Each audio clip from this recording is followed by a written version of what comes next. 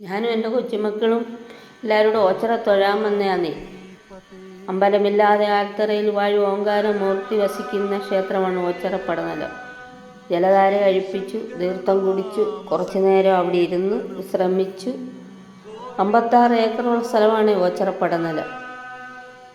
എവിടുന്ന് വരുന്നവർക്കും ഏത് സമയത്തും കയറി തൊഴാവുന്ന ഒരു ക്ഷേത്രമാണ് ഓച്ചറ പടനിലം.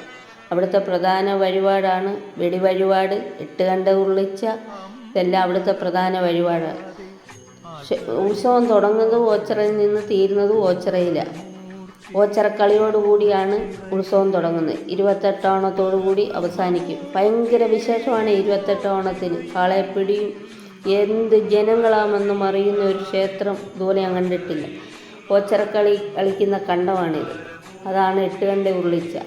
അതും ഒരു പ്രധാന വഴിപാടാണ്. ഉണ്ടിക്കാവ് ധർമ്മദൈവങ്ങൾ വസിക്കുന്ന ക്ഷേത്രമുണ്ട്.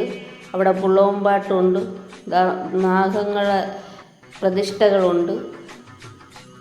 എല്ലാ ദൈവങ്ങളുടെയും പ്രതിഷ്ഠയുള്ളൊരു സ്ഥലമാണ്. മുരുകനുണ്ട്, അയ്യപ്പനുണ്ട്, ഗണപതിയുണ്ട്, ശിവനുണ്ട്, ധർമ്മദൈവങ്ങളുണ്ട്, മഹാലക്ഷ്മി അമ്മയുണ്ട്. എല്ലാവരും ആ ക്ഷേത്രത്തിലുണ്ട്. നമ്മൾ വേറൊരു അമ്പലത്തിൽ പോകേണ്ട കാര്യമില്ല. ഇതാണ് ഉണ്ടിക്കാവ്. പുള്ളോമ്പാട്ടുണ്ട്, ധർമ്മദൈവങ്ങളുടെ ക്ഷേത്രമാണ്.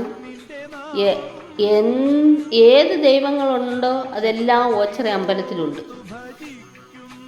ഞങ്ങൾക്ക് എവിടെങ്കിലും ഒന്ന് പോകണമെങ്കിൽ ഞങ്ങൾ ഓച്ചറ അമ്പലത്തിൽ പോയി ലക്ഷണം ഇടാതെ പോയാൽ ഞങ്ങൾക്ക് അവിടെ ഒരുപാട് പാളിച്ചകൾ വന്നിട്ടുണ്ട്.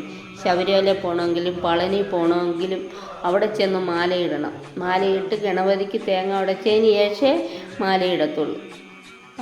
അവിടെ ലക്ഷണം ഇടാതെ ഞങ്ങൾ പോയി കഴിഞ്ഞാൽ ഞങ്ങൾക്ക് ഒരുപാട് പാളിച്ചകൾ വന്നിട്ടുണ്ട്. അത് എടുത്തു പറയുവാണ്. അതുപോലെ എൻ്റെ വീഡിയോ ആദ്യമായിട്ട് കാണുന്നെങ്കിൽ ലൈക്ക് ചെയ്യണം, ഷെയർ ചെയ്യണം, കമൻറ്റ് ചെയ്യണം. അതുപോലെ 9 മണി തൊട്ട് 11 മണി വരെ കഞ്ഞിയും മുതിരയും. ക്യൂവിൽ നിന്ന് ആരും മുഷിയേണ്ട കാര്യമില്ല. ഇഷ്ടം പോലെ സ്ഥലങ്ങളാണ് കഞ്ഞി കുടിക്കാൻ അവിടെ ഉണ്ടാക്കിയിട്ടേക്കുന്നത്.